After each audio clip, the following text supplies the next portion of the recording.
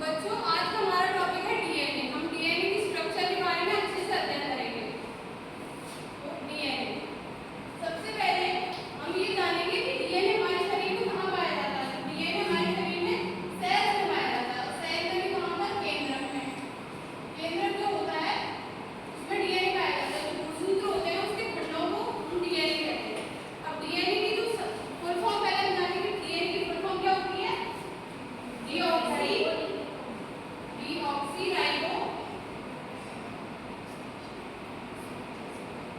Nucleic acid. Nucleic acid ये होती है डीएनए की फुल फॉर्म। और डीएनए की खोज किसने की थी? वाटसन एंड क्रिक ने। उन्होंने वाटसन एंड क्रिक ने जो डीएनए की स्ट्रक्चर बताई थी वो बताई थी डबल हेलिक्स। और उनसे पहले ये देखती थी कि हेलिक्स क्या होता है। हेलिक्स जो है इसमें डीएनए में दो चेन होती है। जैसे डीएनए तो चेन से मिलकर बना होता है। तो दो चेन से मिलकर बन रहा है इसलिए इसको बोल रहे हैं क्या? Double helix. अब ये जो एक चेन है ये किसकी बनी होती है? न्यूक्लियोटाइड की। किसकी बनी होती है? न्यूक्लियोटाइड की बनी होती है। अब ये देखो ये दिख रही है मुझे स्ट्रक्चर।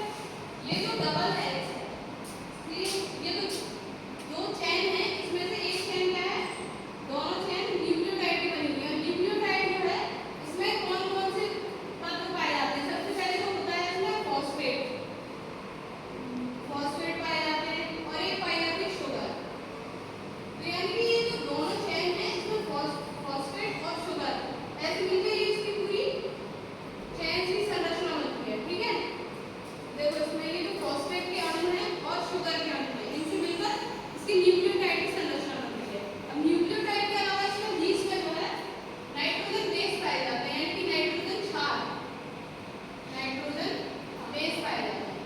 और एक कुंडलम में 10 क्षार पाए जाते हैं। ठीक है, नाइट्रोजन बेस पाए जाते हैं। अब सबसे पहले देखेंगे नाइट्रोजन बेस होते कितने प्रकार के। नाइट्रोजन बेस होते हैं दो प्रकार के। एक होता है प्यूरिन और एक होता है पिरिमिडिन। अब प्यूरिन के आगे दो क्षारों में विभाजित होता है जो कि होते हैं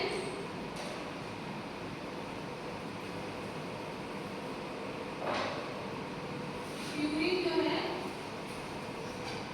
इसमें दो क्षार होते हैं। एक तो एडेनिन और दूसरा होता है ग्वानिन।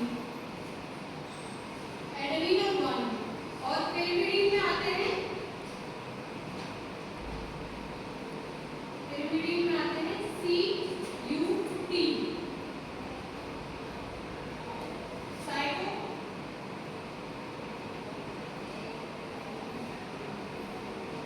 और यूरेसिल और थायमीन। यानी कि टोटल मिला के